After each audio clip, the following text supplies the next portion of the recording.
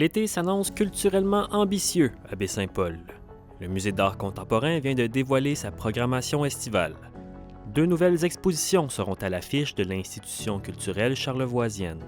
Comme vous avez pu voir dans les dernières années, j'aime beaucoup réfléchir des thématiques globales. Pour cet été, on vous propose la thématique Eau vive, qui va présenter 2 expositions en parallèle, en fait. Donc, une première exposition dans la salle principale de Harry Bayouagi, qui s'intitule Rivière de Perles, qui va être sous le commissariat de Sylvie Lacerte avec nous ce soir. Et ensuite, une exposition de Evelyne Boulva, qui va être dans les 2 plus petites salles, l'exposition s'appelle Ressac, puis ça va être commissarié par moi-même. Le Musée d'art contemporain de Baie-Saint-Paul sera d'ailleurs la première institution muséale canadienne à présenter une exposition personnelle de l'artiste Harry Bayouagi, qui connaît actuellement un franc succès en Asie. C'est absolument incroyable parce que Harry a une carrière internationale, beaucoup en Asie, en Europe, mais au Canada, il a participé à des expositions collectives. Il y a eu 2 expositions personnelles, mais pas dans un musée. Et moi, je trouve ça vraiment extraordinaire que ça se passe ici, puisque, comme je disais tout à l'heure, le symposium, pour lui, a été vraiment un élément déclencheur pour son parcours artistique. Il a découvert toutes sortes de choses. C'est grâce à la relation privilégiée qu'on a eue au travers du symposium que pour lui, c'était normal de venir faire sa première exposition ici. Tu sais, on n'est pas vu comme étant t'es un petit musée de région, c'est pas ça. On a vraiment notre place au Canada, au Québec, au Canada, puis à l'international. On est un lieu vers lequel les gens peuvent se tourner, tu sais.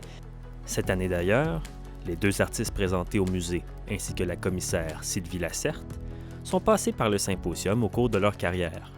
Une belle reconnaissance de l'héritage de l'événement.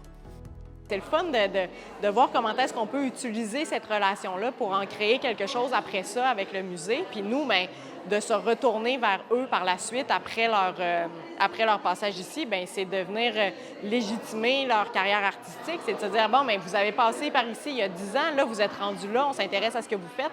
Fait que, ça vient créer un tout, en fait, là, avec qu'est-ce qu'on est d'un côté plus peut-être artiste de la relève, puis artiste établi rendu au musée.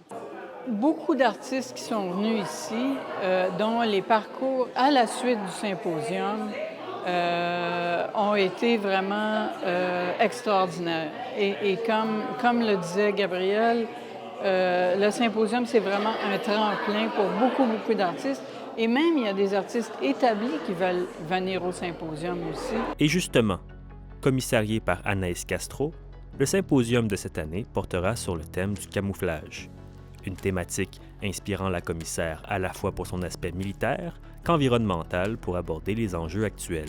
En fait, j'avais envie de trouver un thème qui pourrait être abordé de vraiment différentes manières. Donc, que ce soit à la fois dans son héritage peut-être militaire, mais aussi peut-être d'un point de vue plus écologique, d'observer les animaux, comment le camouflage existe déjà dans la nature. Mais aussi, pour moi, c'était comme une manière d'aborder notre rapport à la technologie.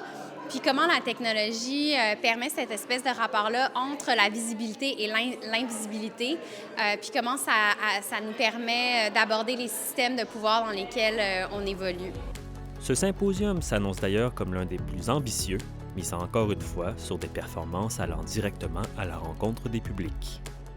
Je ne sais pas si vous l'avez compris, mais c'est un symposium extrêmement ambitieux. Tu sais, mettons qu'on regarde tout ça un peu de manière détachée, on déménage une maison jaune jusqu'ici, on construit une ambassade où est-ce que vous allez pouvoir venir étamper vos passeports et vos visas, mais des fois vous ne l'aurez pas, des fois vous allez l'avoir parce que c'est ça le propre de la bureaucratie. On va construire un jardin, il y a quelqu'un qui va faire 1050 performances. On construit aussi un chalet parce que pourquoi pas. Vraiment des projets extrêmement ambitieux qui vont être dans la ville également. Donc comme l'année dernière, on continue à vouloir sortir du pavillon. Oui, il y a des choses qui vont être dans le pavillon, dans la placette, mais le chalet, il va probablement être là parce que la ville est à veille de dire oui, puis l'Église a déjà dit oui. Alors que la situation financière d'autres institutions culturelles de la région semble plus que précaire, le Musée d'art contemporain de Baie-Saint-Paul semble à contre-courant. C'est très différent, je dirais. Nous, on a une fondation quand même depuis un bout qui nous permet d'amasser des sous puis de faire qu'on n'est pas dans le 9 en 1 immédiatement. Il y a aussi le fait que, il y a quand même un renouveau qui arrive avec le musée depuis les 3 dernières années, une nouvelle équipe, une nouvelle direction, il y a beaucoup de choses. Puis, les gens viennent, les gens sont heureux, les gens, on se fait dire des fois, les gens viennent moins dans les musées, mais nous, on a doublé notre achalandage. Fait qu'on va chercher les gens, mais les gens y répondent. Fait que, je pense qu'on est très chanceux d'un côté, puis on met beaucoup, beaucoup d'efforts pour être dynamique, puis pour dire, oui, la culture, ça va pas très bien, mais on en a besoin de la culture. Fait que comment on réussit à faire les choses quand même? Les nouvelles expositions ouvriront le 20 juin pour une période de 3 à 5 mois. Le symposium, quant à lui, aura lieu du 5 au 30 août.